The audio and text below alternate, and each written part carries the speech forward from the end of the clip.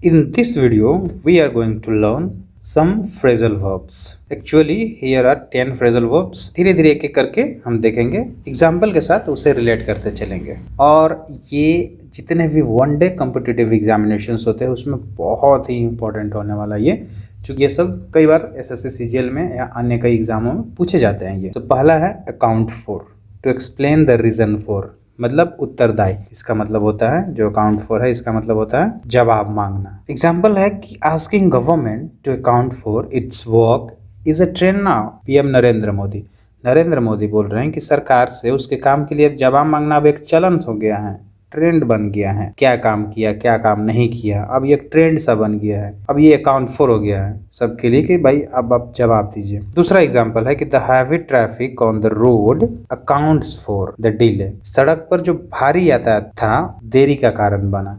ठीक है। Number third है can you account for your sudden change in behaviour. जो आपके बिहेवियर में अचानक से चेंजेस आया, क्या आप कारण बता सकते हैं? क्या आप अपने व्यवहार में अचानक बदलाव का कारण बता सकते हैं? ठीक है। दूसरा है आंसर फॉर। आंसर फॉर का मतलब टू बी आंसरेबल फॉर, किसी गलत बात की जिम्मेदारी लेना, मतलब रिस्पॉन्सिबिलिटी लेना। ठीक है। Whatever I have done just take responsibility. I am going to take the responsibility whatever I have done. जो भी मैंने किया उसका रिस्पॉन्सिबिलिटी मैं लेने वाला हूँ। ठीक है। एग्जाम्पल है कि if one makes mistake then one should be ready to answer for it. यदि कोई गलती करता है तो उसको उसे जिम्मेदारी लेने के लिए तैयार रहना चाहिए। The manager ask the employee to answer for. ठीक है। The loss caused by his carelessness. Manager ने कर्मचारी से उसकी लापरवाही के कारण हुए नुकसान की जिम्मेदारी लेने को कहा। ठीक है। कि जो भी नुकसान हुआ है ये जिम्मेवारी तुम लोग हैं। You must answer for your words when they hurt others. जब आपके शब्द दूसरों को चोट पहुंचाते हैं तो आपको उनकी जिम्मेदारी लेनी चाहिए। ठीक है। I am answerable for what I shed. Next है number third is ask after. Ask after का मतलब इंक्वायरी करना, टू इंक्वायर अबाउट, किसी के बारे में पूछताछ करना।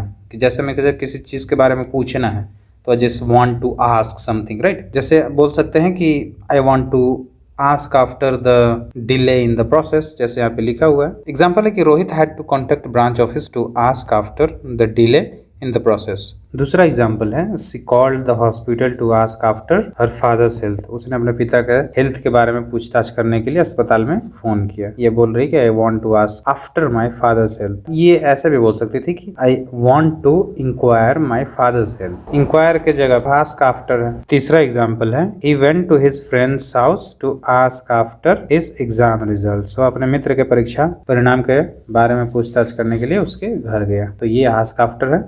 नेक्स्ट है अटेंड ऑन। जो हॉस्पिटल्स में अटेंडेंट होते हैं ना, वही अटेंड ऑन है। टू सर्व, सेवा करना। ठीक है। सेवा करना। एग्जाम्पल है कि we should not forget to attend on our grandparents in their old age. हमें अपने दादा दादी के बुढ़ापे में उनकी सेवा करना नहीं भूलना चाहिए, उनकी सेवा करनी चाहिए क्योंकि वे असहाय हो जाते हैं। दूसरा है कि the nurse attends on the patients with great care and kindness. देखिए अटेंड, अटेंडेंट और अटेंड्स ये टेंस के अनुसार चेंज हो सकता है। इंडेफिनिट है प्रेजेंट का, इसलिए एस लगा हुआ। The nurse attends on the patients with great care and kindness. Nurse मरीजों को बहुत ध्यान और दयालुता से सेवा करती है। तीसरा है the hotel staff attends on the guests 24/7 to make their stay comfortable. जो होटल का स्टाफ है मेहमानों की हमेशा सेवा करता है, 24/7 सेवा करता है ताकि उनका जो रुकते हैं उन्हें आराम मिले, आरामदायक हो वो चीज़। ठीक है। पांचवा है बैक आउट। बैक आउट का मतलब किसी चीज़ को मैंने प्रॉमिस किया था, अब मैं अपनी बात से पीछे हट रहा हूँ। ठीक है। किसी सहमत बात से पीछे हटना। To choose not to do something agreed, मतलब मैंने पहले अग्री कर गया था और मैं पीछे हट रहा हूँ अपनी जुबान से। पिता के मना करने के बाद वो पिकनिक की योजना से पीछे हट गया। वो दोस्तों को बोला होगा कि मैं पिकनिक पर चलूंगा, बट अब वो क्या बोल रहा है, उसके पिताजी ने मना कर दिया। यहाँ पे मना कर दिया तो ये नहीं जाने वाला है। इसलिए after his father had refused him he backed out of picnic plan. Past का इंडेफिनिट है तो जैसे टेंस चेंज होगा ये भी चेंज होते रहता है। फ्रेजल वर्ब का खासियत यही होता है कि टेंस के अनुसार वो चेंज होते रहते हैं। सेकेंड है we had agreed to go for road trip but Ravi backed out at the last minute। हमने रोड ट्रिप पर जाने के लिए सहमति बनाई थी लेकिन रवि आखिरी समय पर पीछे हट गया। जैसे ये बोल रहा है कि so we are going on the road trip right, ये बोल रहा है sorry I can't go now I have some work.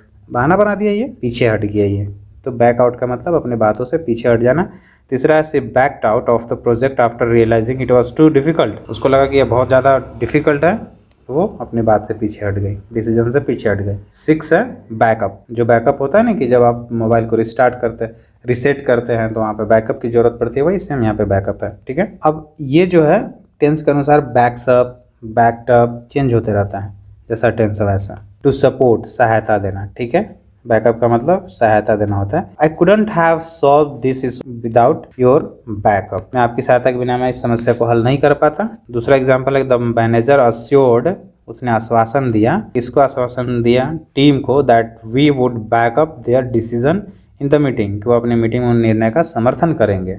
आपकी जो निर्णय है, आपकी जो डिसीजंस हैं, हम आपकी मीटिंग में उस निर्णय का समर्थन करेंगे। तीसरा है कि my friend always backs me up in the difficult times, मेरा दोस्त हमेशा मुश्किल समय मेरा साथ देता है, मेरी सहायता करता है। बैकअप का मतलब सहायता देना, टू सपोर्ट। नंबर 7 है बियर डाउन। बियर डाउन का मतलब होता है किसी चीज़ को हैविली दबा देना, कुचलना। टू प्रेस डाउन हैविली, दबाना या कुचलना। बर्फबारी ने छत पर भारी दबाव बनाया। ठीक है, द स्नो बोर डाउन, ये सेकेंड फॉर्म हो गया। V2 यहाँ पे आ गया, चूंकि फ्रेजल वर्ब में एक वर्ब होता ही है। सेकेंड है कि the coach told the players to bear down and give their best in the final minutes. Coach ने खिलाड़ियों से कहा कि दबाव बनाए रखें और अंतिम मिनट में अपना सर्वश्रेष्ठ दें, परफेक्ट दें, अपना बेस्ट दें। The heavy rain began to bear down on the small village, तेज बारिश ने छोटे से गांव पर टूट पड़ा, भारी बारिश कर दिया, बियर डाउन कर दिया, दबा दिया। नंबर 8 है ब्लो ओवर। ब्लो ओवर का मतलब होता है किसी चीज को बिना नुकसान पहुंचाए गुजर जाना। सपोज करो कि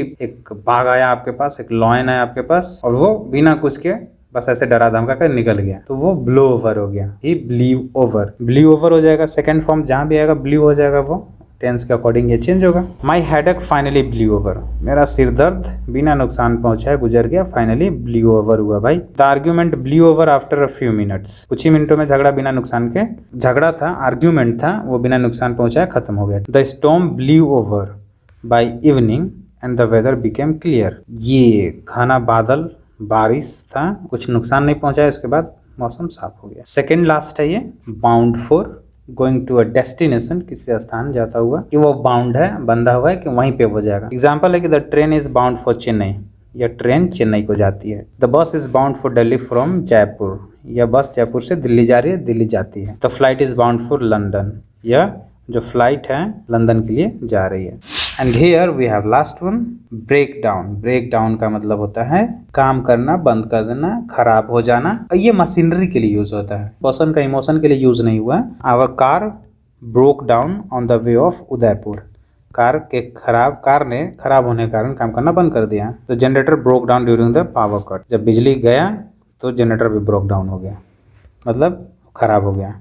द फोटोकॉपियर, फोटोकॉपी मशीन को फोटोकॉपियर कहा जाता है। ठीक है, broke down so we couldn't print the documents, photocopy machine ने काम करना बंद कर दिया, इसलिए हम दस्तावेज प्रिंट नहीं कर पाए। ठीक है।